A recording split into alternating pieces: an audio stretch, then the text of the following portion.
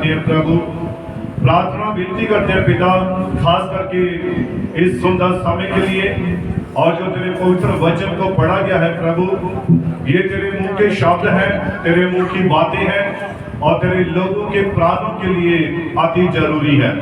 और पिता होने पाए कि जब तेरा वचन प्रचार किया जाए, जब तेरे वचन को बोला जाए, जैसा कि प्रभु हमने सत्य यूहन्ना की अंजील 16:14 में भी पढ़ा है कि वह मेरी महिमा करेगा क्योंकि वह मेरी बातों में से लेकर तुम्हें बताएगा। तो प्रभु ये किसी मनुष्य के विचार नहीं है, ये किसी मनुष्य की बातें नहीं है, बल्कि ये तेरे मुंह के शब्द हैं प्रभु, जो सामर्थ्य है प्रभु, जो हृदय को बदलने की सामर्थ्य रखते हैं प्रभु, जो प्रवेश से जीवनों को बदल देते हैं पिता। होने पाए कि जब तेरा वचन प्रचार किया जाए तो हर एक प्राण बरकत पाए, आशीष पाए प्रभु, और तेरे ही पवित्र नाम को आदर मिले प्रभु। तो दया कर, कृपा कर, दुआ को सुन कबूल कर। दुआ प्रभु यीशु मसीह के नाम से मांगते हैं, आमीन आमीन आमीन आमीन आमीन आमीन। हालेलुया हालेलुया हालेलुया हालेलुया। प्रभु आपको बड़ी बरकत दे, आशीष दे। आप सभी अपने स्थानों पर बैठ सकते हैं। सभी आनंदित हैं, सभी खुश हैं। खास करके जो 17 दिन की जो बंद की थी मीटिंग थी, उसमें सभी ने आनंद को प्राप्त किया। हालेलुया। और विश्वास करते हैं कि आप सभी ने पूरे जोश के साथ, ईमानदारी के साथ उस मीटिंग में भाग लिया और प्रभु ने आप सभी को बरकत दी है, आशीष दी है। हालेलुया। और जब ऐसी बहुत बड़ी बड़ी कन्वेंशनें होती हैं या बड़ी बड़ी बंदगियां होती हैं, तो उस वक्त एक चर्च के ऊपर या जो भी भाई करवा रहा होता है उसके ऊपर एक बहुत बड़ी जिम्मेदारी होती है। और खुदा का कलाम कहता है, वचन कहता है कि एक अकेला मनुष्य कुछ नहीं कर सकता है जब तक पवित्र आत्मा उसके साथ ना हो, जब तक कोई मार्गदर्शक ना हो। हालेलुया। और हम विश्वास करते हैं कि हमारी चर्च को चलाने वाला यहोवा परमेश्वर है और वही हमारा मार्गदर्शक है। Hallelujah hallelujah. और इसी प्रकार से हर व्यक्ति का, हर एक चर्च का, हर एक कलीसिया का एक चरवाहा होता है, एक अगुआ होता है, एक रहबर होता है, जो हर बात में उनकी क्या करता है, अगुवाई करता है। हालेलुया। और देखते हैं कि बहुत बार क्या होता है, सभाओं में बहुत अच्छी हमारी कोशिश होती है कि हम जितना हमारा जोर, जितना हमारी ताकत है, वो सारी ताकत हम लगाएं, लेकिन फिर भी अगर कोई कमी रह जाती है तो खुदा उसे अगली में हम पूरी करने में सहायता करता है। Hallelujah hallelujah. क्योंकि अभी तक हम परफेक्ट नहीं हुए हैं, अभी तक कोई भी परफेक्ट नहीं हुआ, अभी तक कोई भी सिद्ध नहीं हुआ है। अगर कोई कहता है कि मैं सिद्ध हो चुका हूं तो वो बहुत बड़ी भूल में है। हालेलुया। नबी कहता है कि हम सिद्ध होने के रास्ते में चल रहे हैं। और जब बच्चा सीखना, चलना सीखता है तो वो एकदम से दौड़ना नहीं शुरू करता है, स्टेप बाय स्टेप चलता है। हालेलुया। तो इसी प्रकार से हमारी ये कन्वेंशन होती है, हमारी ये बंदगियां होती हैं, हमारी ये चर्चेस होती हैं। हर दिन जब भी हम प्रभु में आते हैं तो हम कुछ ना कुछ नया सीखते हैं। हालेलुया।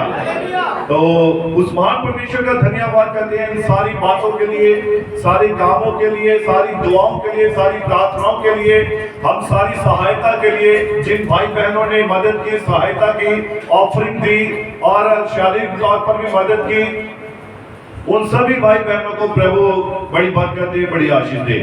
God bless you. और जो बाहर से पास्टर आए थे वो भी आनंदित होकर गए हैं, खुश होकर गए हैं, क्योंकि जब हम खुदा की उपस्थिति में आते हैं तो यही वो स्थान होता है जहां पर हम आनंदित और खुश होते हैं। हालेलुया। या कोई और भी स्थान है? एक ही स्थान है। हाँ, दुनिया में आपको बहुत सारे ऐसे स्थान मिल सकते हैं जहां पर आप बड़े अपने आप को अच्छी फीलिंग्स महसूस करते हो, आप अच्छा महसूस करें कि हम यहाँ पर आकर बड़े खुश हो गए हैं। लेकिन खुदा का कलाम कहता है वो आनंद थोड़े समय का है, लेकिन अनंत आनंद जो है वो प्रभु यीशु मसीह की उपस्थिति में है। हालेलुया। तो इसीलिए जो प्रभु की उपस्थिति में भी आकर अगर खुश नहीं है, आनंदित नहीं है, तो फिर वो दुनिया के किसी भी स्थान में खुश नहीं हो सकता है। तो हमें हमेशा परमेश्वर का हर बात के लिए धन्यवाद करना चाहिए, हर बात के लिए धन्यवाद करना चाहिए, चाहे वो हमारे लिए अच्छी है चाहे वो बुरी है। अय्यूब के जीवन में भी जब आनंद था तब भी वो धन्यवाद कर रहा था, और जब उसके जीवन में बुरी बातें आ गई तब भी वो परमेश्वर का ही धन्यवाद कर रहा है। तो हमें अय्यूब से सीखना चाहिए। हालेलुया। हर बात में प्रभु का क्या करना है? धन्यवाद करना है। हालेलुया। और मसीह में अगर सबसे बड़ी बात है तो वो पता क्या है?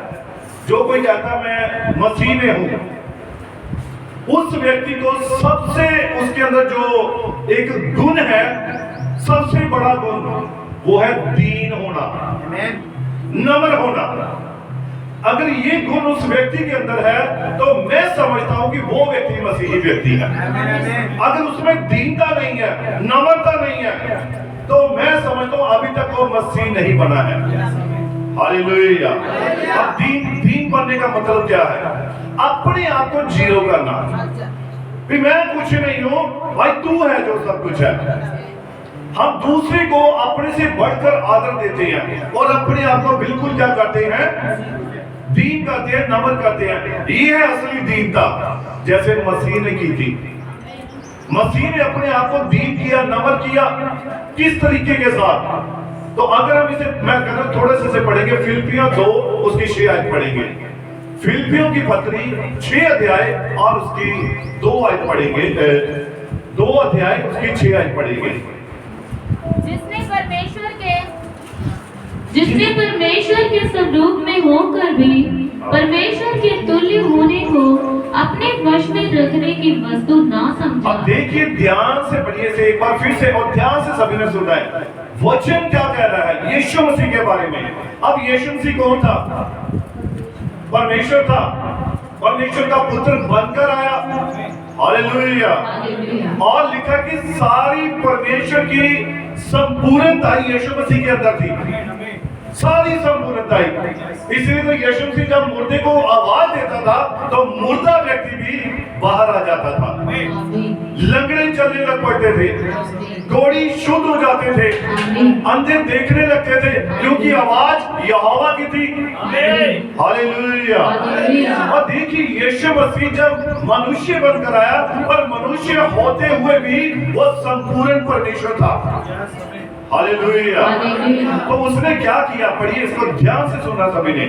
जिसने परमेश्वर के स्वरूप में होकर भी, हाँ, जिसने परमेश्वर के स्वरूप में होकर भी परमेश्वर के तुल्य होने को हाँ, अपने वश में रखने की वस्तु ना समझा। परमेश्वर के तुल्य होने पर भी अपने वश में उस वस्तु को रखना न चाहा। पढ़िए, वरन अपने आप को ऐसा शून्य कर दिया, वरन अपने आप को ऐसा शून्य, जीरो कर दिया, और दास का स्वरूप धारण किया।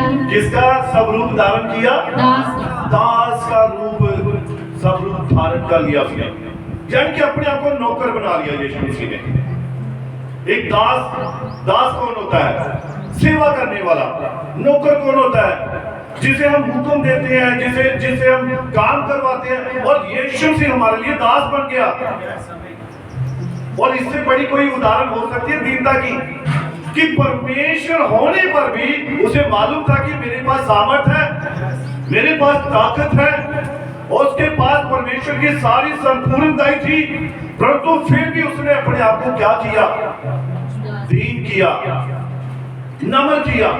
यही एक मसीही व्यक्ति की पहचान है। और आज हमें अपने आप को दीन करने की जरूरत है, दास बनने की जरूरत है। एक बार मैं प्रचार किया था एक संदेश नबी का, यीशु मसीह का अनादर करना, यानी कि अनवेलकम जीसस क्राइस्ट। यीशु मसीह का स्वागत नहीं करना, बल्कि यीशु मसीह का अनादर करना। और इस मैसेज में एक बड़ी खास बात थी, और खास बात थी कि जब शिमोन जो फरीसी था, जिसने प्रभु यीशु मसीह को अपने घर में खाने पर बुलाया था, और लिखा है कि उसने यीशु मसीह को ना तो उसके पांव धोए, ना उसको इत्र लगाया, ना उसको उसने आदर दिया, ऐसा कुछ नहीं किया उसने। और यीशु मसीह एक कोने में लास्ट में बैठा हुआ था। हालेलुया।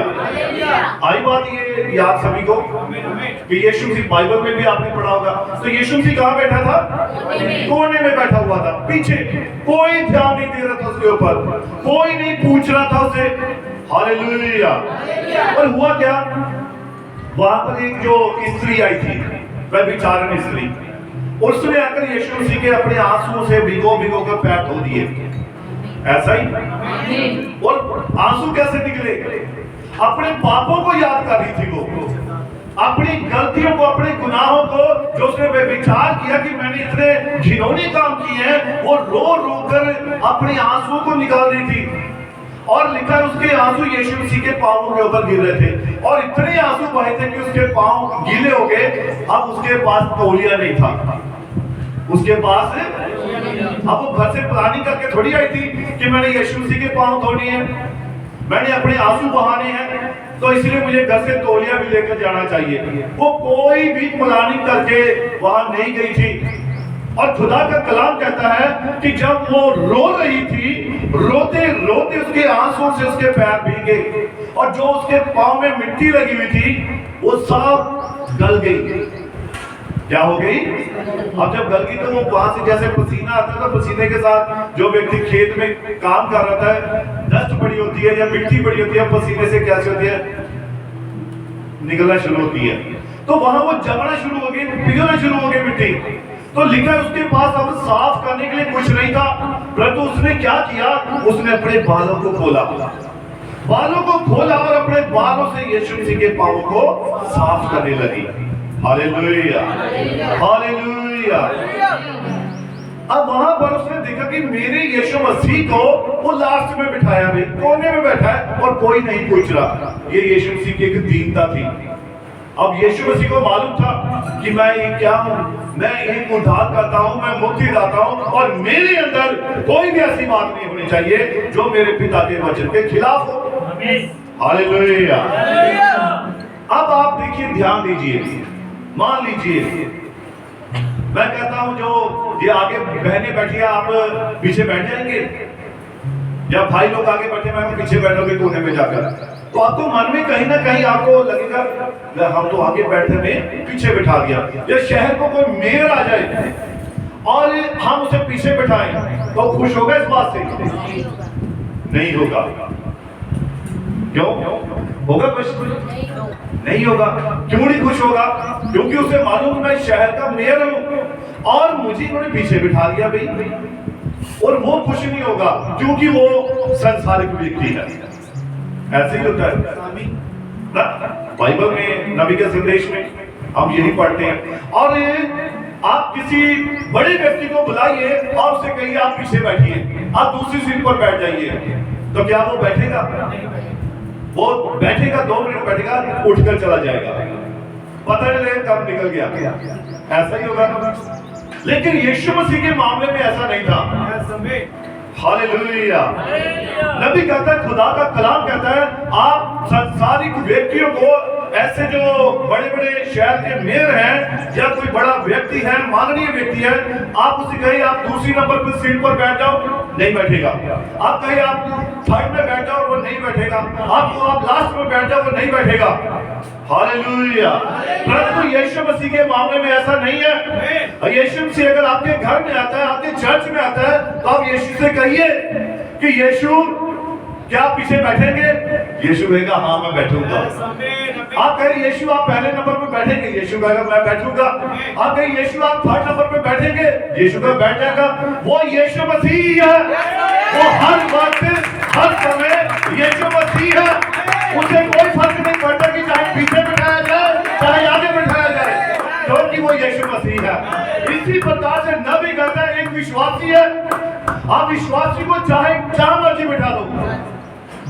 हम जब गाड़ी में जाते थे ना किसी के साथ घूमने के लिए, और वो 7 सीटर गाड़ी थी, 7 सीटर गाड़ी में सबसे पिछली सीट जो वो थोड़ी तंग होती है, वो बैठ सकता है व्यक्ति, परंतु मेरी जैसा व्यक्ति शायद प्रॉपर नहीं बैठ पाएगा। तो कोई पतला व्यक्ति है, कोई भाई साहिल के जैसे अगर हो गए तो 2 या 3 बैठ सकते हैं, वो भी टाइट होकर। और जब हम बैठते थे तो अब मुझे मालूम था कि जिनकी गाड़ी है पहला हाथ उन्हीं का है ना। और मैं चुपचाप जाकर मैंने अपना मैसेज लेना, बाइबल लेनी, मैंने कहा कोई बात नहीं, मैं सबसे लास्ट सीट में बैठूंगा, क्योंकि मुझे मालूम है गाड़ी पूरी एक ही है। गाड़ी ड्राइवर से लेकर स्टीयरिंग से लेकर लास्ट टायर तक पूरी गाड़ी है वो। आप जहां भी बैठे आप गाड़ी नहीं है, आप चर्च में बैठे हुए हैं, आप चाहे आगे बैठे चाहे लास्ट में बैठे, आप चर्च नहीं है। हालेलुया। तो इसी प्रकार से मैं क्या करता हूँ, जब मैं जाता था, हम जाते थे तो मैं सबसे लास्ट वाली सीट में नबी का संदेश लेकर या बाइबल को लेकर मैं बैठ जाता था और आराम से पढ़ता रहता था, क्योंकि मुझे मालूम है, मैं विश्वास करता हूँ कि मैं तब भी विकासशील हूँ जब मैं पीछे बैठता हूँ, जब मैं आगे बैठता हूँ तब भी मैं विकासशील हूँ। क्या मुझ में कोई फर्क पड़ जाता है? कोई फर्क नहीं पड़ता है, मैं सेम वही रहता हूँ। हालेलुया। और इसीलिए इसे कहते हैं दीन होना। जहां भी हम बैठते हैं आप परमेश्वर का धन्यवाद कीजिए, आप परमेश्वर की महिमा कीजिए, आप परमेश्वर की स्तुति कीजिए, क्योंकि परमेश्वर यहोवा परमेश्वर वहां पर भी आपकी आराधना ग्रहण कर रहा है। ऐसा नहीं कि अगर आप आगे ही बैठेंगे तो तभी आपकी दुआ सुनी जाएगी। जो व्यक्ति कोने में बैठा है चर्च में, मैं कितनी बार कह चुका हूं, चर्च क्या है, परमेश्वर का भवन क्या है, गेट से लेकर इसकी चारों दिशाएं, पूरब पश्चिम उत्तर दक्षिण, चारों दिशा ये चर्च है। अगर आप वहां बैठे अपनी सेवा की ड्यूटी लगी आपकी, अगर आप बाहर खड़े हैं तो वहां पर भी आपकी प्रार्थना सुनी जाएगी। ऐसा नहीं होगा कि आप चर्च के हॉल से बाहर खड़े हैं और आपकी प्रार्थना नहीं सुनी जाएगी, लेकिन अगर आप फालतू में खड़े हैं फिर नहीं सुनी जाएगी। अगर आप ऐसे ही खड़े हैं तब कुछ नहीं होगा, लेकिन अगर आपकी बाहर ड्यूटी लगी है गाड़ियों को सीधा करने की, मोटरसाइकिलों को सीधा करने की, या किसी पानी की ड्यूटी लगी है, तब आप अपनी ड्यूटी पर हैं, अपने कर्तव्य स्थल पर हैं, तब आप वहां पर ब्लेस्ड हैं। कितने समझे मेरी बात को? इसे कहते हैं दीन होना, नम्र होना। रात को जब 9:30 की प्रार्थना हो रही थी और उसमें मैंने एक बात बताई थी मूसा के बारे में। मूसा थक गया था, थक जाता था वो जब उसके पास सारा इस्राएल न्याय करवाने के लिए आता था, और सुबह से लेकर शाम तक वो बैठा रहता था। और उसके ससुर यित्रो ने उसे एक सलाह दी कि मूसा, मैं देखता हूं कि तू सारा दिन लोगों का न्याय करते करते थक जाता है, तो तू ऐसा कर, तू कुछ प्रधान आगे ठहरा ताकि तेरा भार कम हो जाए। और मूसा ने 70 व्यक्ति नियुक्त किए। फिर खुदा ने उसे आज्ञा दे दी कि मैं तेरी आत्मा में से लेकर कुछ उनके ऊपर डालूंगा ताकि वो तेरी क्या करे, मदद करे। और लिखा है कि जिस दिन उनके ऊपर वो अभिषेक आना था, वो मसा आना था, उस दिन क्या हुआ, उस दिन जो 68 व्यक्ति थे वो तंबू में थे, लेकिन 2 व्यक्ति थे वो अपने घर में थे, पहुंच नहीं पाए किसी कारण, लेकिन वो चुने हुए थे। उनका नाम भी उसमें लिखा हुआ था। ये बात को पकड़ना है, अपने समझना है। वो घर में थे लेकिन किसी कारणवश नहीं आ पाए, तो लिखा कि जब उनके ऊपर आत्मा का अभिषेक आया, उन्हें 68 व्यक्तियों के ऊपर, तो लिखा वो अपने तंबू में ही अन्य भाषा बोल रहे थे, अपने घर में ही अन्य भाषा बोल रहे थे। उनके ऊपर भी आत्मा का मसा आया था। हालेलुया। तो आप देखिए, जब आपके ऊपर एक जिम्मेदारी होती है, आपकी ड्यूटी लगी होती है, अगर आप बाहर हैं तो आपका अभिषेक वहां भी है। वहां पर भी प्रभु आपको क्या करेगा, ब्लेस करेगा, आशीषित करेगा। Hallelujah, hallelujah. तो इसीलिए नबी कहता कि यीशु मसीह को आप चाहे जहां मर्जी बैठाओ, एक विश्वासी को जहां मर्जी बैठाओ, वो वहां पर भी विश्वासी है, उसकी ब्लेसिंग, उसकी आशीष वहां भी है। Hallelujah, hallelujah. तो अब हमारी एक और सभा होने के लिए जा रही है, बड़ी खास सभा होती है। कौन सी है सभा हो? आप नाम बताएंगे। प्रभु भोज। क्लैपिंग करेंगे इसके लिए। क्या आपको खुशी नहीं हुई? ये प्रभु भोज लोगों ने गुड फ्राइडे मनाया, ईस्टर मनाया, और उन्होंने उसमें बहुत आनंद मनाया, खुशी मनाई। और हमारे लिए, हमारे ऊपर एक प्रकाशन है इस बात का। यीशु से ने कहा मेरी यादगिरी के लिए प्रभु भोज किया करो। हमारा ये उत्सव है, और जानते हैं इस उत्सव में ना तो ढोल बजते हैं, ना डीजे लगता है, ना इसमें कुछ ऐसा। ये एक गुप्त उत्सव है, ये एक ऐसा फेस्टिवल है जो लोगों को मालूम नहीं होता, लेकिन जिसको लेते हैं उन्हें मालूम होता है कि ये सबसे महान फेस्टिवल है, और वो प्रभु भोज है। और प्रभु भोज भी आने वाला है, अपने आप को तैयार करना है। क्या करना है? तैयार करना, ताकि परमेश्वर अपनी देह, अपना लहू आपको दे, और आप उसके देह और लहू में आगे बढ़ते जाए। Hallelujah, hallelujah. तो हमारा जो संदेश चल रहा था, और इससे पहले संदेश शुरू करूं, मैं एक बात और, नबी के संदेश में से कलीसिया का प्रबंध है ये, और आप सभी जानते हैं कलीसिया का प्रबंध, COD, चर्च ऑर्डर, जिसमें नबी ने चर्च को कैसे व्यवस्थित रखना है, कैसे चर्च को चलाना है, कैसे हर बात को करीने में रखना है, ये सब बातें नबी ने इसमें बताई हुई हैं। और मैं आपको इसमें से कुछ पढ़कर बताना चाहता हूं, और वो खास बात क्या है, नबी कहता है कि कभी भी अगर आप देखिए एक जो पास्टर होता है, नबी कहता है वो चर्च के लिए, कलीसिया के लिए एक भविष्यद्वक्ता होता है। हालेलुया। और ध्यान से सुना इस बात को। हाँ, अगर वहां ठीक हो गया तो मैं कहता हूं कोई भाई सुनील आ जाएंगे, तो मैं इसे थोड़ा नबी के संदेश में से हम पढ़कर इसे जानेंगे।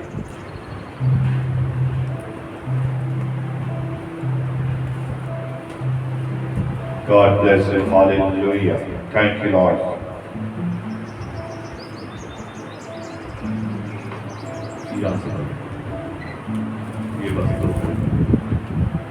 सर्वदा एक ऐसा व्यक्तिगत अकेला जन होता है जिससे वह बातचीत करता है। और नबी कहता है कि परमेश्वर सर्वदा एक अकेले व्यक्ति से बात करता है। पढ़िए, क्योंकि जब आपके पास दो जन होते हैं, परंतु जब आपके पास अगर दो जन होते हैं तो आपको दो राय मिलती है। तो आपको कितनी राय मिलेंगी?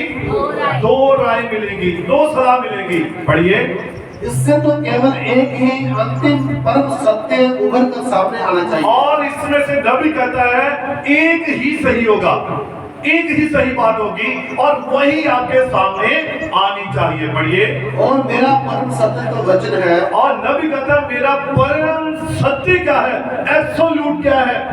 वचन है। वचन कभी गलत नहीं हो सकता। बाइबल कभी भी आपको गलत सलाह नहीं देगी। नबी का संदेश कभी आपको गलत सलाह नहीं देगा। पढ़िए, ये बाइबल है। और नबी कहता है ये क्या है? बाइबल है। पढ़िए, और यहाँ पर कलीसिया का पास्टर होने के नाते, और यहाँ पर कलीसिया का पास्टर होने के नाते मेरा परम सत्य वचन ही है। क्या है? परम सत्य वचन ही है। पढ़िए, और मैं चाहता हूँ, हाँ, मैं जानता हूँ आप भाई बंधु हैं। और नबी कहता है मैं जानता हूँ कि आप सभी, हम सभी भाई बंधु हैं। आप मुझे अपने परम सत्य के जैसे देखते हैं, और आप मुझे अपने परम सत्य के जैसे देखते हैं, क्योंकि जो बात पुलपिट से बोली जाती है, प्रचार के द्वारा, हम उस पर विश्वास करते हैं, और हमें ऐसा करना भी चाहिए। क्योंकि कोई भी खुदा का जन अगर वो खुदा से वचन लेकर आता है, वो कभी भी गलत बात नहीं बताएगा। हालेलुया। हाँ, पढ़िए, जब तक मैं परमेश्वर के पीछे पीछे चलता हूँ, और नबी कहता है जब तक मैं परमेश्वर के वचन के पीछे पीछे चलता हूँ, तो मैं वैसे ही कह सकता हूँ, तो मैं वैसा ही बोल सकता हूँ, कह सकता हूँ, जैसा कि पौलुस ने पवित्र वचन में यह कहा था। जैसा कि संत पौलुस ने पवित्र बाइबल में कहा था, तुम मेरा अनुकरण करो। तुम मेरा क्या करो? अनुकरण करो। हाँ, सभी का ध्यान इस तरफ पड़े, कोई बात नहीं, पढ़ते हवा चल रही है, उड़ेगी, ये कुदरती बात है, हल्की चीज है ना, लेकिन ये बात ना आपसे उड़ जाएगी। आमीन। वचन नहीं उड़ना चाहिए ना, ये सीधा आपके हृदय में जाना चाहिए। हाँ, पढ़िए, जैसे पौलुस ने क्या कहा, जैसे उसने वचन में कहा, जैसे तुम मेरा क्या करो? अनुकरण करो। मेरे पंजाबी में रीस, जो मैं करता हूं मेरी रीस करो, है ना, मेरा अनुकरण करो। पढ़िए, जैसा कि मैं मसीह का अनुकरण करता हूँ। जैसा कि मैं मसीह का अनुकरण करता हूँ। अगर मैं मसीह का वचन का अनुकरण कर रहा हूँ, मसीह के पीछे चल रहा हूँ, वचन के पीछे चल रहा हूँ, तो तुम भी मेरे पीछे वैसे ही चलो। हालेलुया। ये कौन कह रहा है?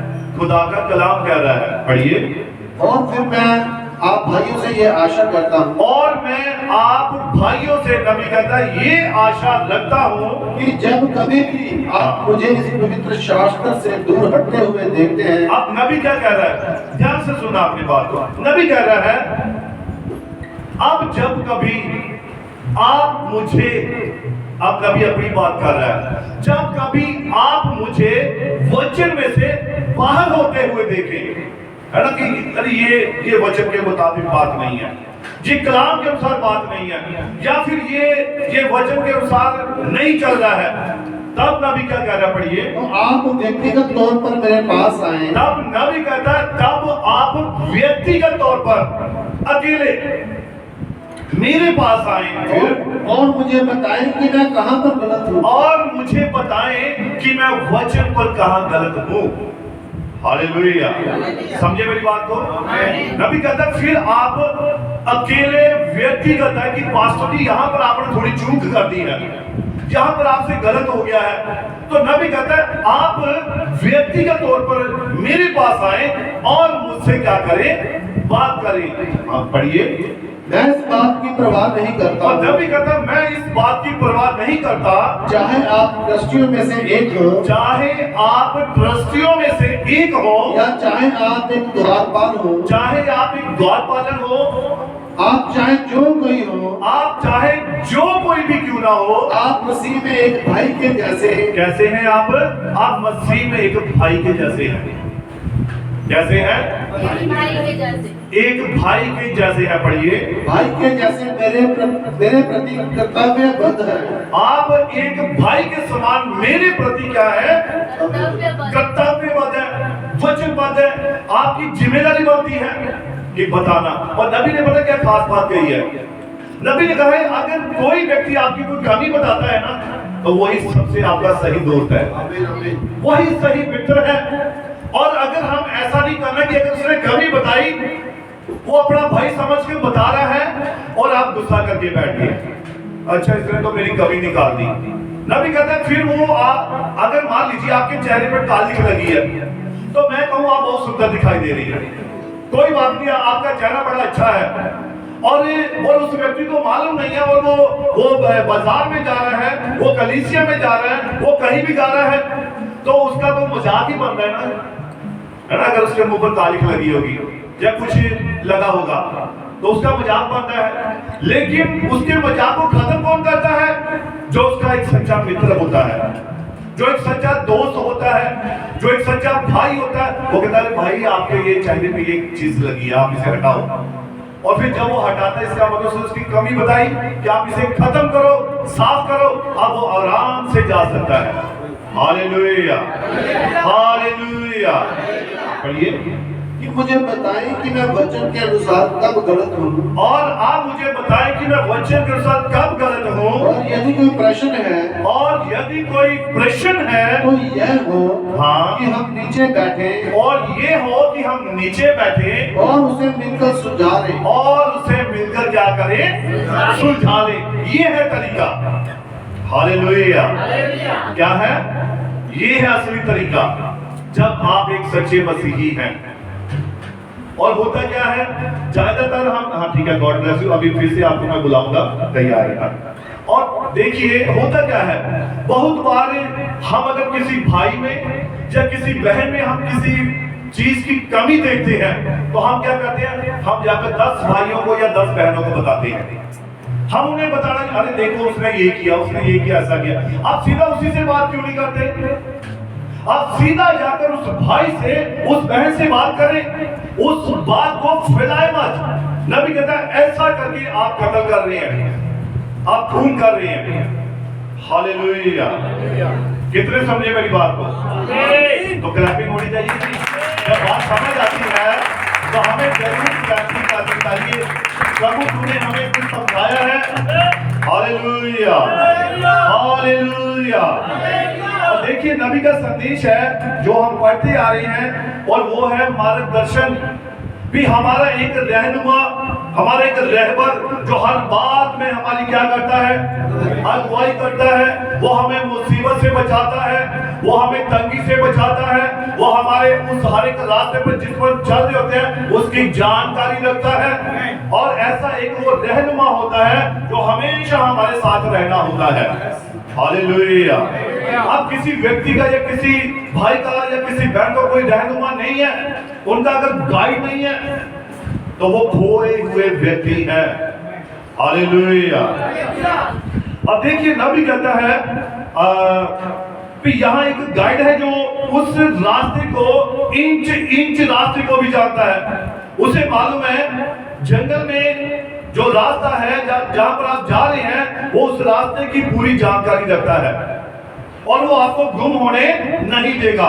हालेलुया। तो मैं चाहता हूं भाई आ जाएंगे और जल्दी जल्दी हम संदेश में से पढ़ते जाएंगे। आप इसे निकाल लीजिए 34 पैरा 36। ये बुलपिन ये वाला दफ्तर के भाई के पास अगर जैसे भी है। अब हम यहाँ पर हैं हाँ। कि एक गाइड है, इधर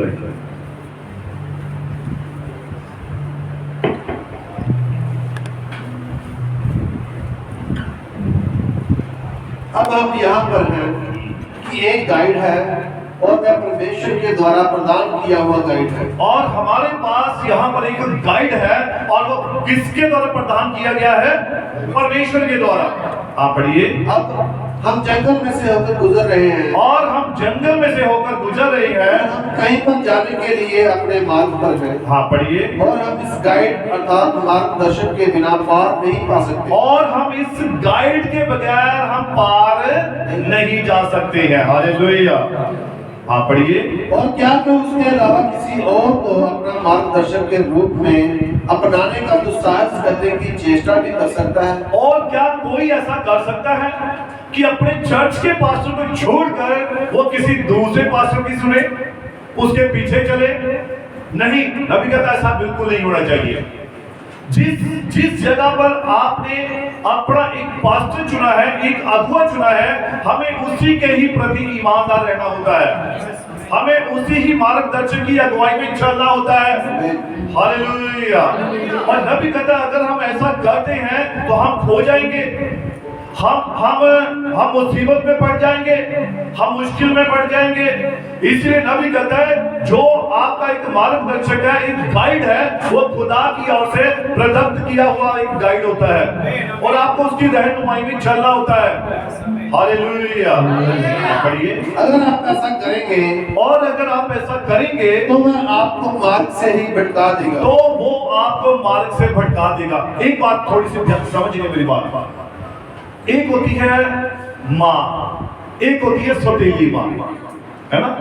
वो भी माँ होती है और वो भी दोनों ही माएँ हैं, लेकिन एक सौतेली है। अब सौतेली का उसके बच्चों के साथ कैसा व्यवहार होगा आप सभी जानते होंगे, है ना? जो एक असली माँ जो अपने बच्चे से प्रेम करेगी वो सौतेली माँ नहीं करेगी। चाहे जैसा मर्जी वो आपको लाड प्यार करे, जैसा मर्जी आपको कुछ भी लाकर दे, कुछ भी दे, वो कभी भी आपको वो प्रेम नहीं दे पाएगी, वो आपकी वो वैसे रखवाली नहीं कर पाएगी जैसी आपकी असली माँ कर सकती है। Hallelujah, hallelujah. तो होता क्या है, बच्चे होते हैं, बच्चे तो बच्चे होते हैं। अब अंकल आंटी आते हैं, बेटा चॉकलेट, तो बच्चा भाग के चला गया और उनकी गोदी में चढ़ जाता है। तो माँ कहती बेटा आजा वापस खाना खा ले, दूध पीने का चाहिए, मगर नहीं अंकल ने चॉकलेट है, मुझे यही अच्छी है। वो साथ जाने के लिए भी तैयार हो जाते हैं। फिर कई बार माँ को थोड़ा सा ना अनुग्रह देना होता है 5 नंबर का, है ना? ये 5 नंबर का अनुग्रह देना होता है और ये अनुग्रह आता है, फिर बच्चा उतर जाता है, 2 घड़ी रोता है, फिर शांत होकर लेट जाता है। बाद में उसे मालूम है कौन अंकल थे कौन आंटी थी। ऐसा ही होता जा जाता है। तो इसलिए हमें ऐसे नहीं बनना है। अब हम मसीह में सियाने हो चुके हैं, हम अब वचन को जान चुके हैं। हमारी उम्र कितनी हो चुकी है? है ना, सियाने हो चुके हैं। वचन को बड़े ध्यान से गौर से सुनना होता है, उसको हमने अपने जीवन में अमल करके लाना होता है, उसे जीकर बताना होता है कि सचमुच हम यहोवा के वचन के सिवाय हम कुछ और नहीं देखते हैं। हालेलुया।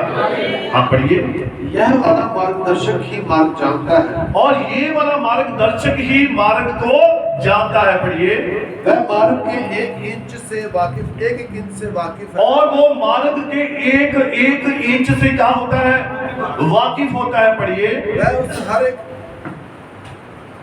वह उस हर एक विचार को भी जानता है, और वह हर एक उस विचार को भी जानता है जो आपके हृदय में है, जो आपके मन में है। वो जानता है सब कुछ, मालूम है उसे कि आपके मन में क्या होता है, उससे मालूम होता है। हालेलुया। पिछली बार भी इस टॉपिक को हमने पढ़ा था, कितनों को याद है ये? Hallelujah, hallelujah. यीशु मसीह के पास एक दान था, वो दान पता क्या था? वरदान। वो मन के विचारों को प्रकट करता था, जान लेता था। वो फरीसियों के, सदूकियों के जब उसके पास इकट्ठा होते थे, आते थे, सवाल जवाब करते थे, तो वो उनके मन को पढ़ लेता था। हालेलुया। तो जो मार्गदर्शक, जो गाइड है खुदा की ओर से, उसके पास भी खुदा ने ये गिफ्ट दिया हुआ है। और मालूम है, ये अलग बात है कि वो शो नहीं कई बार करता है ना? बच्चे शरारत करते हैं तो माँ हमेशा उन्हें हर बात में डांटती नहीं है, कई बार वो थोड़ा ढीला छोड़ देती है। नबी ने कहा अगर कोई गाय, आप उसको, वो अगर वो काबू में नहीं आ रही है तो आप उसकी रस्सी को बिल्कुल ढीला छोड़ दो, जहां तक जाती है जाने दो। और लिखा वो अपनी ही रस्सी में उलझ जाएगी, फंस जाएगी, फिर वो हिल नहीं सकती, डुल नहीं सकती। तो इसीलिए इसी प्रकार से विश्वासी है, जब वो वचन से दूर होते हैं तो शैतान की चालों में फंसना शुरू हो जाते हैं। जैसे ही वचन से दूर होते हैं, कलाम से दूर होते हैं, शैतान अपने चंगुल में उन्हें फंसा लेता है। हालेलुया। अब पढ़िए। वह उस प्रत्येक जन को जानता है, और वह उस प्रत्येक जन को जानता है जो यहाँ पर है, वह जानता है कि आप कौन है, और वो जानता है कि आप कौन है, और आपने क्या क्या किया है, और आपने क्या क्या किया है, और वह आपके बारे में सब कुछ जानता है, और वह आपके बारे में सब कुछ जानता है। यह तो परमेश्वर के द्वारा क्यों भाई अमरनाथ जी? ऐसा ही है भाई, बोला ऐसा ही है। वो सब कुछ आपके बारे में जानता है, कौन क्या कर रहा है, कौन कहां जा रहा है, कौन क्या सोच रहा है, उसे मालूम होता है।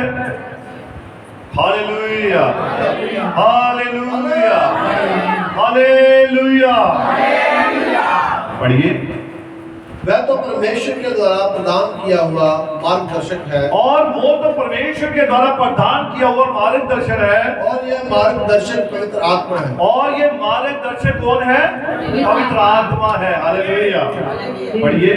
और वही आप पर उन बातों को प्रकट करेगा, और देखिए ये पवित्र आत्मा ही आपके ऊपर इन बातों को प्रकट करेगा जो उसने सुनी है, जो उसने सुनी। अब देखिए, एक मार्गदर्शक की हर किसी को जरूरत है, कोई भी इसके बगैर नहीं चल सकता है।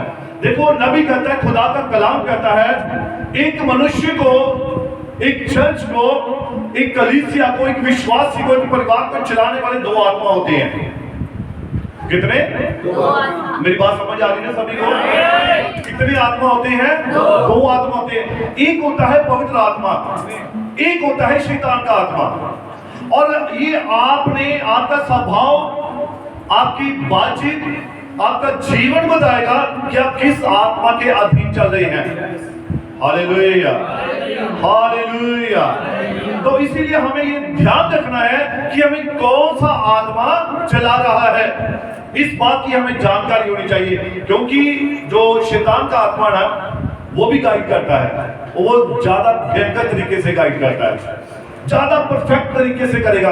और पवित्र आत्मा की आवाज बड़ी धीमी आती है, बड़ी प्यार से आती है। चलो कोई बात नहीं, छोड़ो।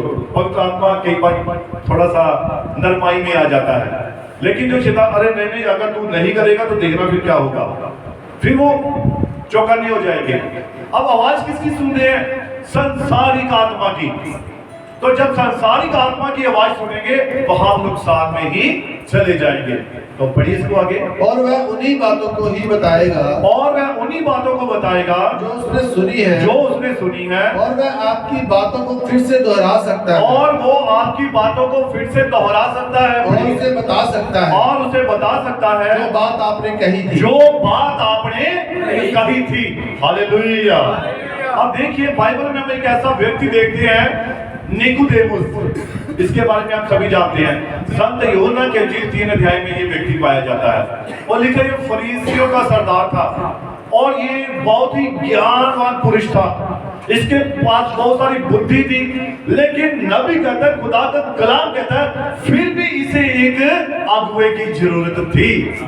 Hallelujah, hallelujah. तो हम इसे पढ़ते हैं, पहला नंबर है 42, और इसे हम थोड़ा सा इसमें भी पढ़ लेंगे बाइबल में से भी। संत यूहन्ना की इंजील 3 अध्याय और उसकी पहली आयत को। फरीसियों में निकोदेमुस नाम का एक मनुष्य था। और फरीसियों में निकोदेमुस नाम का एक मनुष्य था जो यहूदियों का सरदार था। जो यहूदियों का सरदार था। उसने रात को यीशु के पास आकर उससे कहा, हाँ पढ़िए। हे रब्बी, हम जानते हैं कि तू परमेश्वर की ओर से गुरु होकर आया है। अब देखिए ये व्यक्ति जो है निकोदेमुस, ये यीशु मसीह के पास कब आया? सभी बताएंगे। इसका मतलब आप शायद मेरे ख्याल से ध्यान देगा, सिस्टर जो वचन पढ़ा, बड़े गौर से वचन को सुनना होता है, तभी आपके जीवन में वचन काम करेगा। अब कब आया वो जो निकोदेमुस था यीशु मसीह के पास? रात को आया। नबी कहता है चाहे वो रात को आए चाहे दिन को आया, पर आया जरूर। लोग तो ना दिन को आते हैं ना रात को आते हैं, है ना। लेकिन ये उनका गुरु होकर भी, और उसके पास बड़ी बुद्धि थी, उसके पास बड़ा ज्ञान था, फिर भी उसे एक अगुवे की जरूरत थी। और वो यीशु मसीह के पास आया और रात के वक्त आया। और नबी कहता है कि इसने क्या किया, पढ़िए इसको। निकोदेमुस को एक मार्गदर्शन की आवश्यकता थी। और इस निकोदेमुस को एक मार्गदर्शक की आवश्यकता थी। यीशु मसीह एक ऐसा मार्गदर्शक था, हाँ पढ़िए, जिसकी पहचान कराई गई थी। हाँ, और जिसकी पहचान कराई गई थी, वह इस मार्गदर्शक की अगुवाई में चल सकता था, और वो इस मार्गदर्शक की अगुवाई में चल सकता था, क्योंकि वह जानता था कि यह वाला मार्गदर्शक परमेश्वर की प्रेरणा से भरा हुआ है। क्योंकि वो जानता था। अब उसे कैसे मालूम हुआ कि यीशु मसीह परमेश्वर की प्रेरणा से भरा हुआ है? कैसे मालूम हुआ उसे, बताइए। हाँ, ये भी बात है। और उसने पवित्र शास्त्र में पढ़ा था, क्योंकि वो फरीसियों का यहूदियों का सरदार था। उसके पास ज्ञान था, बुद्धि थी। उसने पढ़ा था कि जो मसीह है वो ये काम करेगा। जो आने वाला मसीहा मुर्दों को जिंदा करेगा, लंगड़ों को चलाएगा, अंधों की आंखें खोलेगा, बहरों को कान देगा और मुर्दों को भी जिलाएगा। वो जानता था, उसने ये काम देखे थे और उसे मालूम था, अरे ये तो मेरे ज्ञान से भी बढ़कर है। अरे मेरे जीवन में मैंने आज तक ऐसा कुछ नहीं देखा कि किसी व्यक्ति ने 4 दिन का मुर्दा जिंदा किया हो, और इसने तो यह भी करके दिखा दिया। इसका मतलब ये परमेश्वर की आत्मा से बना हुआ है, और यही असली गाइड है, यही असली मार्गदर्शक है। और इसलिए वो यीशु मसीह के पास रात को पहुंच गया। अब नबी कहता है, बहुत सारे लोगों ने इसके बारे में एक धारणा बना रखी है, ये रात को क्यों गया, ये तो गुरु था, ये है चोरी छिपे गया उससे मिलने के लिए। अगर विश्वासी था सामने जाता, दिन के समय जाता। बहुत सारे लोगों ने ऐसी धारणा बढ़ाई है, अरे वो डरता था कि कहीं लोग ना देख ले, समाज ना देख ले। लेकिन नबी कहता है, खुदा का कलाम कहता है, निकोदेमुस नबी कहता है, चाहे वो रात को आया चाहे दिन को आया जरूर था। और क्या देखकर, अरे इसमें क्या है, ये गाइड की मुझे जरूरत है। जो काम तू कर रहा है, अगर परमेश्वर तेरे साथ ना हो, कोई ये काम नहीं कर सकता। उसने ये बातें देखी थी उसके अंदर। हालेलुया। तो ये निकोदेमुस क्या था, ये भी एक गाइड चाहता था। ये चाहता था कि मेरा एक अगुवा हो, मेरा एक मेरे आगे चलने वाला एक महान अगुवा हो, और वो यीशु मसीह था। हालेलुया। बढ़िए। वह जानता था कि जिन रीति रिवाजों की सेवा वह करता आया है, हाँ। हो सकता है कि उसने उनकी सेवा फरीसियों और सदूकियों तथा ये चाहे जो कोई भी थे उनके माध्यम से करी थी, और उसने उन रीति रिवाजों को बखूबी निभाया था जो सदूकी फरीसी करते थे। परंतु फिर भी उसके पास एक बात की कमी थी, एक अगुवे की। आप पढ़िए। उसने उन धार्मिक मतों सिद्धांतों की सारे समय सेवा करी थी, हाँ जी। परंतु उसने कुछ भी घटित होते हुए नहीं देखा था। परंतु उसने कुछ भी, वो सेवा कर रहा था जैसे पौलुस भी सेवा कर रहा था, और सेवा उसकी क्या थी कि वो मसीह लोगों के नाम की चिट्ठियां देता था। जो मसीह को मानते थे उनके नाम की चिट्ठी लेनी और उन्हें जेल खाने में डाल देना। वो सेवा कर रहा, वो व्यवस्था को पूरा कहता था, मैं व्यवस्था को पूरा कर रहा हूँ, मैं वचन पूरा कर रहा हूँ, परंतु वो वचन को पूरा नहीं कर रहा था, वो मसीह को सता रहा था। हालेलुया। उस वक्त उसका गाइड नहीं था, उसे चलाने वाला कोई और था। हालेलुया। परंतु जब उसकी मुलाकात आग के खंभे से हुई, हालेलुया, जब पिलर ऑफ फायर से हुई, उस महान आग के साथ हुई, उस दिव्य अलौकिक आग के साथ हुई, तो लिखा पौलुस का जीवन बदल गया। और उसकी अगुवाई करने वाला कौन बन गया? यीशु मसीह बन गया। और वो यीशु मसीह जिसने कि उसकी आंखों को खोल दिया। पहले उसकी आंखें क्या थी? खुली थी ना? नहीं, पहले खुली थी जब संसार में था। देख तो रहा था लेकिन अंधा था, देख तो रहा था परंतु तभी तो वो मसीह लोगों को पकड़ के कैद खाने में डाल रहा था। फिर यीशु मसीह ने आंखें बंद की जब उससे मुलाकात हुई, दमिश्क के मार्ग में जाते हुए उस आग के खंभे के साथ मुलाकात हुई, वहां अंधा हो गया, है ना? और उसके बाद फिर यीशु मसीह ने आंखें खोली, और जब आंखें खुली तो अब पौलुस कहता है, अब मैं जीवित नहीं, अब मसीह मुझ में जीवित है। ये है आग के खंभे की मुलाकात। जब कभी आपकी आपके खंभे से मुलाकात होगी, आप भी यही कहेंगे, भाई अब हम किसी को नहीं जानते, हम तो बस मसीह को जानते हैं। अब मसीह हमारे लिए सब कुछ है। हम, हमारा जीना मसीह, हमारा मरना मसीह, हमारा चलना मसीह, हर बात में मसीह है, और मसीह ही हमारे जीवन में प्रकट होता है। ये है जब आपकी उस आग के खंभे से मुलाकात हो जाती है। हालेलुया। मैं सुबह नबी का जब मैसेज पढ़ रहा था तो नबी कह रहा था कि जिसमें उसकी भारत यात्रा के बारे में सारी वार्ताएं बताई गई हैं, और नबी उसमें बताता पौलुस इसका गला काट दिया गया था। किसके लिए? कि तू मसीह का प्रचार नहीं करना है। पौलुस का जो पत्र था, इसे उल्टा क्रूस के ऊपर, सलीब, क्रूस अलग चीज है, सलीब अलग चीज है, और सूली, जो सूली होती है, सूली यानी कि सुआ, उस सुए के ऊपर उसको उल्टा सर के बल पांव में रस्सी बांधकर सुआ खड़ा कर दिया, और उसके ऊपर साथ में वजन डाल दिया ताकि सिर जो है उसमें धंसता जाए सुए के अंदर, और लास्ट तक वो सुए के अंदर धंस गया था। हालेलुया। तो उन सेवकों ने, उन प्रेरितों ने इस प्रकार से कष्ट सहे क्योंकि उनकी मुलाकात आग के खंभे से हो रखी थी। वो मरने से भी नहीं डरे, किसी बात से नहीं डरे, किसी बात से नहीं घबराए। उन्हें मालूम था कि अगर हम मर भी जाएं तब भी हम जिएंगे। हालेलुया।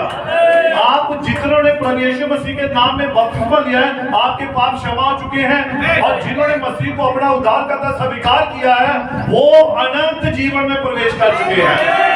वो मौत से भी पार कहाँ चले जा चुके हैं, अनंत जीवन में प्रवेश कर चुके हैं। अब ये जीवन, ये तो नाश होना भाई, इसकी एक उम्र है, इसकी एक एज है, कितनी बोलिए? 70 साल या 80 साल, हो सकता है इससे पहले भी। और मैं सुबह जब बाइबल का अध्ययन कर रहा था, और जब मैंने वचन में पढ़ा तो वहां लिखा है कि जब एक व्यभिचारिणी औरत को पकड़ लिया गया और यीशु मसीह के पास लाया गया, तो जब यीशु मसीह के पास लाया गया तो उन सभी लोगों के हाथ में क्या थे? पत्थर थे। और उस वक्त ये एक रीति थी, अगर कोई व्यभिचार में पकड़ा जाए तो पत्थर मार मार कर उसे पत्थरों का ढेर कर देते थे। हालेलुया। अब जब इस औरत को लाया गया, और आप जानते हैं इस औरत का नाम यीशु मसीह ने, हम सभी कहते हैं कि जमीन पर लिखा हुआ, यीशु मसीह ने क्या किया था? उंगली से लिखा था, है ना? असल में लिखा नहीं है। वहां पर यीशु मसीह ने क्या किया? इसका नाम जमीन में लिखा हुआ था। और जमीन पर किनका नाम लिखा होता है? जिन जो नष्ट होने वाले होते हैं, जो पापी व्यक्ति होते हैं, उनके नाम भूमि पर लिखे हैं। और जिनके जो स्वर्ग में वाले हैं, उनके नाम उसने अपने हाथों में खोद कर लिखे हुए हैं। हालेलुया। और यीशु मसीह ने पता क्या किया था? हम नबी ने भी कहा है कि वो उसका दूसरा साथी का है, अकेले को पकड़ लाए थे, दूसरा साथी का है। लेकिन जब मैं आज खुदा का वचन पढ़ रहा था, और शायद अब पता नहीं वो वचन मैं आपको ढूंढता हूँ, अगर मिलता है तो मैं आपको जरूर कोशिश करता हूँ कि आपको बताने की। और वहां पर लिखा है, यिर्मयाह की पुस्तक है शायद ये, और अगर मिल जाता है तो ठीक है, जरूर मैं पढ़ूंगा। अगर नहीं है तो मैं आपको बाद में, मैंने शायद दूसरी बाइबल में टिक किया था उसे। और वहां पर लिखा है कि परमेश्वर ने जो नाम भूमि पर लिखे हुए हैं वो नष्ट होने वालों के नाम थे। और वहां पर यीशु मसीह ने जब उसको पकड़ा और उसके पास लेकर आए, यीशु मसीह के पास, और उसको पत्थर मारने के लिए आज्ञा दी गई थी कि इसे पत्थर मारा जाए ऐसी औरत को, तो यीशु मसीह ने उसके नाम को वहां से मिटा दिया था। क्यों मिटा दिया था? कि वो एक परमेश्वर की बेटी थी, उसके पाप माफ कर दिए गए थे, उसके नाम को वहां से मिटा दिया गया भूमि से, क्योंकि अब वो नष्ट होने वालों में नहीं थी। प्रभु के पास जो आएगा वो अनंत जीवन को प्राप्त करेगा। Hallelujah, hallelujah. हाँ, पढ़िए इसको आगे। परंतु यहाँ पर एक पुरुष दृश्य पर आता है, परंतु यहाँ पर एक पुरुष जो है वो दृश्य में आता है, और वह ये कह रहा था, और वह ये कह रहा था कि वही वो मसीह है, कि वो यही मसीह है इसकी बाइबल में प्रतिज्ञा की गई थी, जिसकी बाइबल में क्या की गई थी?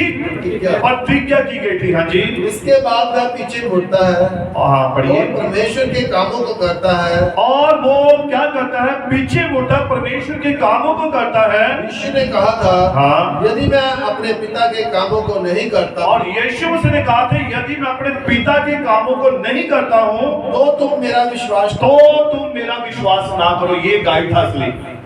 अगर मैं खुदा के काम नहीं कर रहा, अगर मैं कलाम के अनुसार नहीं जी रहा, अगर परमेश्वर के वचन से नहीं कर रहा, तब तुम मेरा विश्वास ना करो। पढ़िए। परंतु यदि तुम मेरा विश्वास नहीं कर सकते हो, परंतु यदि तुम मेरा विश्वास नहीं कर सकते, तो उन कामों का ही विश्वास करो, तो उन कामों का ही विश्वास करो जो मैं करता हूँ।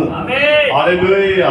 कई बार हम मसीह को ठुकरा देते हैं, हम कहते हैं नहीं नहीं, चलो मसीह को ठुकरा दिया, नहीं ग्रहण किया। और जो मसीह ने काम किए, कम से कम उन कामों की तो प्रशंसा कर सकते हैं, उन कामों के द्वारा हम पहचान सकते हैं ये काम किसी ऐसे व्यक्ति के नहीं है जो परमेश्वर की आत्मा के द्वारा ना चल रहा हो।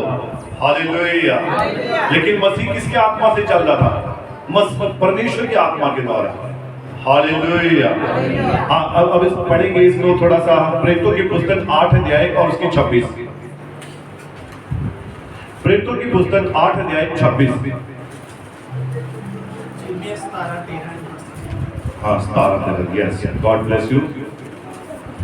फिर प्रभु के एक स्वर्गदूत ने हाँ ये से कहा, नहीं, उसको आयत को पढ़ेंगे, यिर्मयाह वाली। एक मिनट हे रुकिए। यहोवा, हाँ, हे यहोवा, हे इस्राएल के आधार, हाँ। जितने तुझे छोड़ देते हैं वह सब लज्जित होंगे। हे यहोवा, हे इज़राइल के आधार, जितने तुझे छोड़ देते हैं वे सब लज्जित होंगे।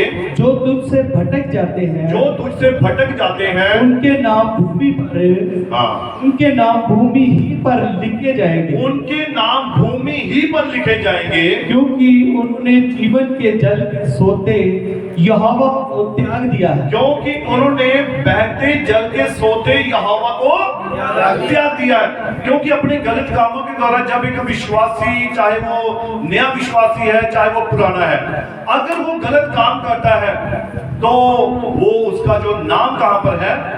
भूमि पर।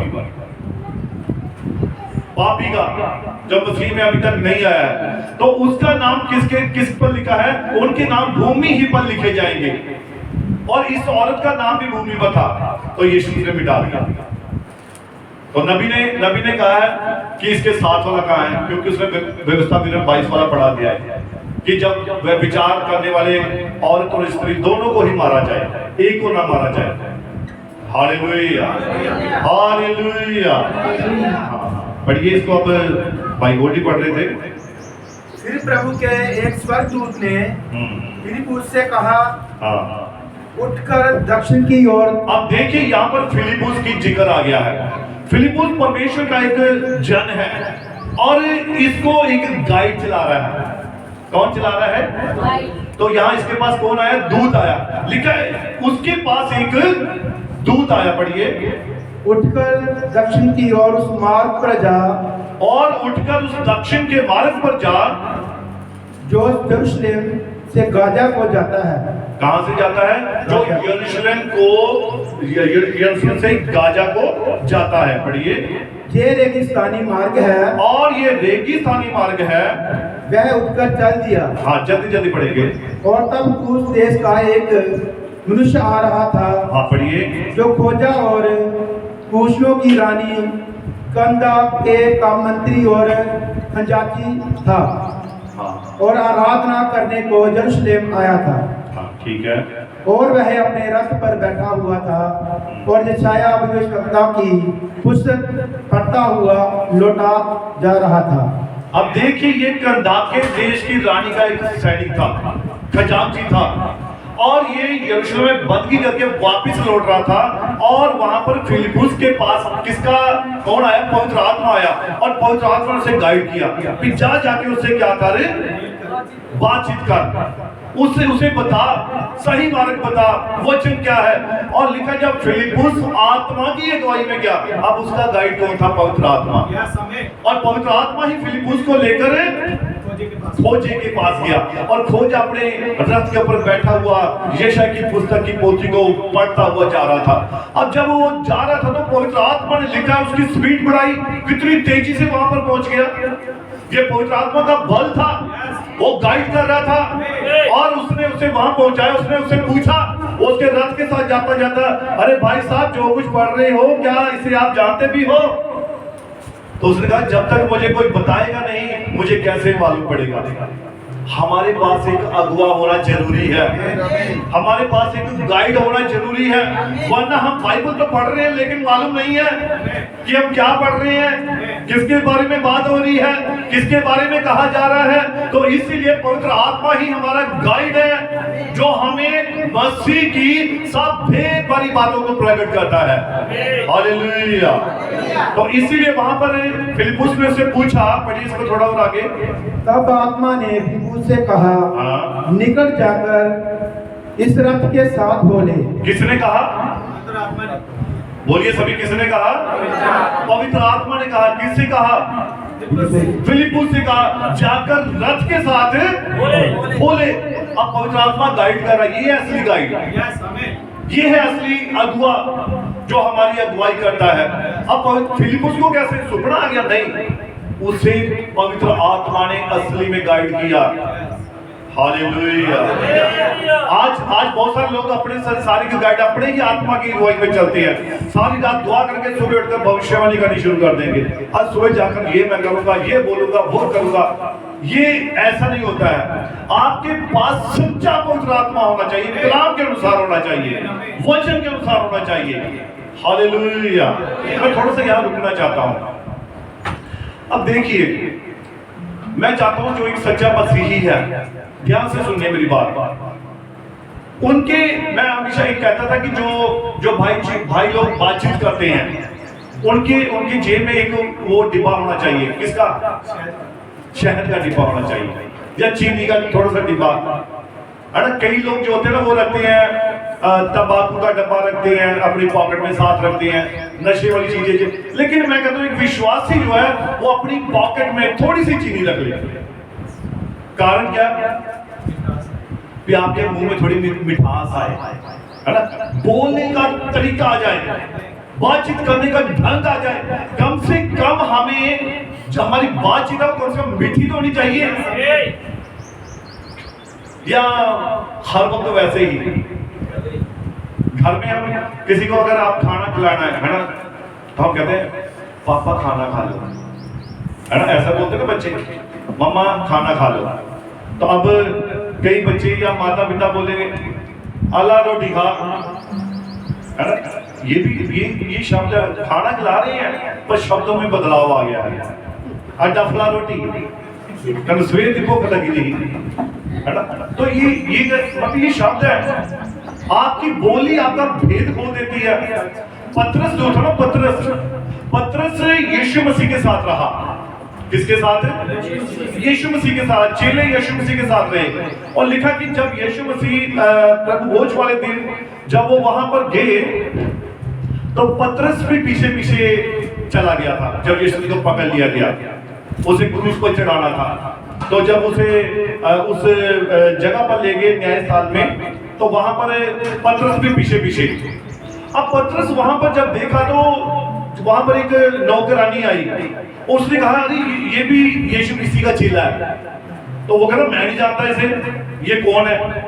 तो लिखा है वहां पर कि पतरस जो था ना, पतरस को उसने क्या कहा, तेरी बोली तेरी भाषा बता रही है कि तू उन्हीं का साथी है। यानी कि उनकी भाषा अलग थी, उनकी बातचीत अलग थी। अब एंड टाइम मैसेज वालों की भाषा अलग है। अब मैं तारीफ वाली बात कर रहा हूँ और दूसरी बात नहीं कर रहा, बड़ी तारीफ नहीं कर रहा, तारीफ कर रहा हूँ। एंड टाइम मैसेज वालों की जो शब्द होती है ना, ये शब्द बड़े आत्मिक भाषा है। अगर हम नबी के संदेश पढ़ते हैं तो बहुत सारे लोग कहते हैं हमें ये संदेश समझ नहीं लगते हैं, हमें समझ नहीं आता, पता नहीं क्या बोलते रहते हैं, शोर मचाते रहते हैं। बहुत सारे लोग, जब हम मैसेज नया आया तो कन्वेंशनें हुई, बंदगियां हुई, तो बहुत सारे लोगों ने कहना हमें यह समझ नहीं लगता है, पता नहीं एलिया बोलते रहते हैं, कभी ये कुछ ना कुछ बोलते रहते हैं। उन्हें समझ नहीं लगती थी, कारण उनकी भाषा अलग थी। उनके पास क्या था, स्वर्गीय वचन था, शुद्ध वचन था। अब मीठी भाषा सभी जानते हैं, दूसरी वाली आम जो भाषा सभी बोलते हैं, है ना।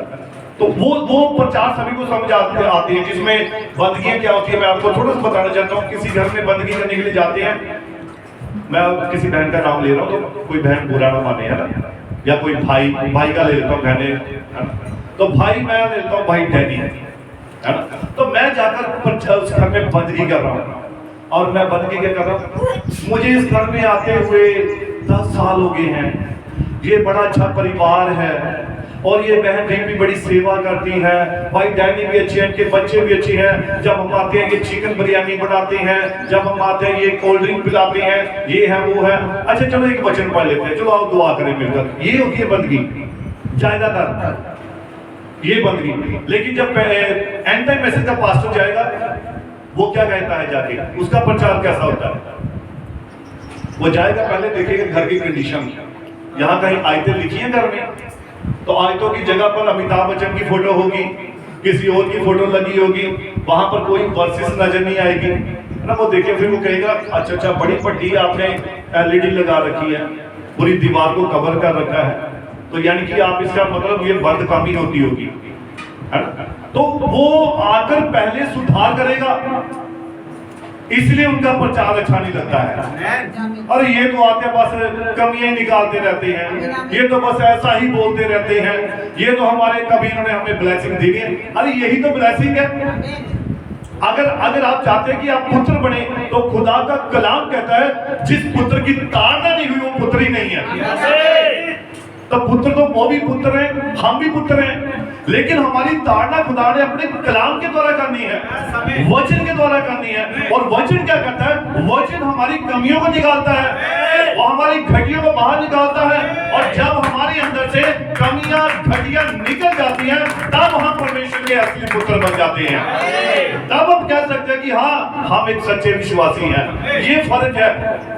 तो इसीलिए जो भाषा है पतरस की, प्रेरितों की अलग थी। तो उन्होंने कहा देखो तेरी बोली तेरी भाषा बता रही है तू भी इनके साथ वाला है। तो अगर कोई रूडली बोल रहा है, रूखा बोल रहा है, तो उसकी भाषा बताएगी ये भी ऐसे कौन बोलते हैं, फलाना बोलता है भैया ऐसा, फलाने लोग ऐसा बोलते हैं। तो इसलिए मैं कहता हूं कि आप अपनी पॉकेट में क्या रखें, चीनी रखें, शहद रखें। जब कभी थोड़ा सा लगे कि हम हमारी आवाज रूखी है या हम ऐसा बोले तो थोड़ा सा मीठा आ जाएगा, है ना? कुछ बोलने से पहले मीठा खा ले, कुछ बोलने से पहले मीठा खा ले ताकि मीठी आवाज निकले, अच्छी आवाज निकले। किसी को कहना सिस्टर जी, नाम नहीं लेने, सीमा इधर आ काम कर है ना, तनु इधर ऐसे नहीं बोलना है, आप सिस्टर जी बोलिए। जब आप ऐसा बोलेंगे तो आप कहीं बाहर जाएंगे ना तो वहां आपकी यही भाषा बता देंगे, अरे ये तो ये मसीह को मानने वाले, ये लगता है प्रभु को मानते हैं, है ना? और बाकी बाकी बाकी लोग पता है, बहनें पत्नियां मिले, भाभी जी कितों आए, भाभी जी की हाल है, ऐसा बोलते हैं। लेकिन एक विश्वासी क्या बोलेगा, सिस्टर, बहन। ये फर्क है भाषा में, बदल जाती है भाषा, और वही शब्द बताएंगे कि ये एक सच्चा विश्वासी है। तो इसीलिए हमें सिस्टर जी, ब्रदर जी, भाई जी, ये जी शब्द थोड़ा लगाना भी चीनी है, थोड़ी सी शहद है, ये इन बातों को जरूर इस्तेमाल करें। और जब भी कोई भी बात करें, अगर कोई आप ऐसी बात करना चाहते भी हैं तो उसमें इतनी मिठास होगी अगला वैसे सुधर जाएगा, अरे उसने तो बात इतनी अच्छे ढंग से गई, अब मेरा मन नहीं करता है ऐसा बोलने। इस प्रकार से आप क्या करें, पतरस की भाषा अलग थी, वो जानते थे अरे ये यीशु मसीह की भाषा ये है, स्वर्गीय भाषा ये है, तो वो जानते थे कि ये वाली यही लोग भाषा बोलते हैं। अब एंड टाइम मैसेज वाले हैं, हम नबी का नाम को लेता हम ही लेते हैं, भाई ब्रानम ने ये कहा, है ना, तो वो कहते अच्छा ये नबी वाले, ये ओनली जीसस वाले, या ये फलाने। तो आपको तो खुश होना चाहिए कि आप पतरस के साथ गिने जा रहे हैं, क्योंकि हमारा वही भाषा है जो पतरस की थी, हमारी वही भाषा है जो पौलुस की थी, हमारी वही भाषा है जो नबी की थी। इसीलिए हम क्या हैं, हम यहोवा के सच्चे पुत्र हैं। हमारी क्या हो चुकी है, ताड़ना हो चुकी है। हालेलुया।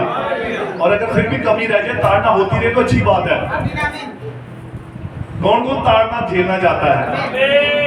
जो चाहता है समझिए पे आप खुदा की बरकत को पा रहे हैं, आशीष को पा रहे हैं। Hallelujah, hallelujah. हाँ, अब हम पढ़ेंगे पैरा 46। जो आपका वचन वाला मार्गदर्शक है, जो आपका वचन वाला मार्गदर्शक है, आप उससे विवाद ना करें, आप उससे विवाद ना करें, बस उसका अनुसरण करें। बस उसका अनुसरण करें। अगर आप ऐसा नहीं करते हैं, अगर आप ऐसा नहीं करते हैं तो आप खो जाएंगे, तो आप खो जाएंगे। और याद रखिए, जब आप उसे छोड़ देते हैं, जब आप उसे छोड़ देते हैं, तो आप अपने लिए जोखिम उठाते हैं। तो आप अपने लिए क्या उठा रहे हैं? अपने आप को जोखिम में डाल रहे हैं, मुश्किल में डाल रहे हैं, मुसीबत में डाल रहे हैं। पढ़िए, अतः हम तो इस मार्गदर्शक की बिल्कुल नजदीकी में रहना चाहते हैं, और हम तो इस मार्गदर्शक की बिल्कुल नजदीकी में रहना चाहते हैं। हालेलुया। तभी पौलुस ने कहा कि मेरी रीस करो, मेरा अनुकरण करो। हालेलुया। अब पौलुस ने क्या किया था मालूम है आपको? उसको उस वक्त कौन गाइड कर रहा था जब उसको 5 बार कोड़े लगाए गए थे? जानते हैं? और उसने 3 बार बैंतों की मार भी खाई। अनुसरण करना है, दुख उठाना मसीह के लिए। ये गुड फ्राइडे या ये हम ईस्टर मनाते हैं, तो इसमें मसीह ने दुख उठाए, तो फिर हमें भी अपनी सलीब, नबी ने कहा हमें भी अपनी सलीब उठाकर चलना है। और सलीब किसे बयान करती है? दुखों को बयान करती है। हमें इनमें से निकलना है, और निकालने में हमारी मदद करने वाला पवित्र आत्मा है। ऐसा नहीं कि आप दुनिया में, संसार में कोई भी ऐसा व्यक्ति नहीं है, अनिल अंबानी या दूसरे जो अडानी अंबानी, ये भी इतने खुश नहीं है। ये तो बस बाहरी दिखावा है कि वो पता नहीं कितने खुश होंगे, अरबों की गाड़ियों में घूमते हैं, ये है वो है। लेकिन मैं कहता हूं, मैं आपको बताना चाहता हूं, रात को उन्हें नींद नहीं आती है। लेकिन एक सच्चा विश्वासी, बाइबल में लिखा है कि यहोवा परमेश्वर अपने प्रेम करने वालों को यूं ही नींद प्रदान करता है। उन्हें मालूम नहीं पड़ता कब सोते हैं, कब जाग जाते हैं, कब रात बीत गई। ये यहोवा की दया है, कृपा है, जो उसके ऊपर भरोसा रखते हैं। हालेलुया। तो कईयों को नींद की गोलियां 2-2 3-3 खानी पड़ती, नींद तब भी नहीं आती, इंजेक्शन लगाने पड़ते हैं। लेकिन मैं कहता हूं आप दुआ कीजिए 1 घंटा, देखो उसके बाद क्या सवारी चलेगी। लेकिन दुआ ये नहीं करती सोने के लिए दुआ करें, ऐसा नहीं है। आप ईमानदारी के साथ दुआ करें, 1 घंटा करें, 2 घंटे करें, और उसके बाद देखो रात को जब आपको फिर आपको क्या आनंद की नींद आएगी। ये है खुदा का अनुग्रह, ये है खुदा की कृपा। Hallelujah, hallelujah. तो प्रभु आपको इस वचन के द्वारा बड़ी बरकत दे, बड़ी आशीष दे। God bless you. मेरी ओर से आप सभी को जय मसीह।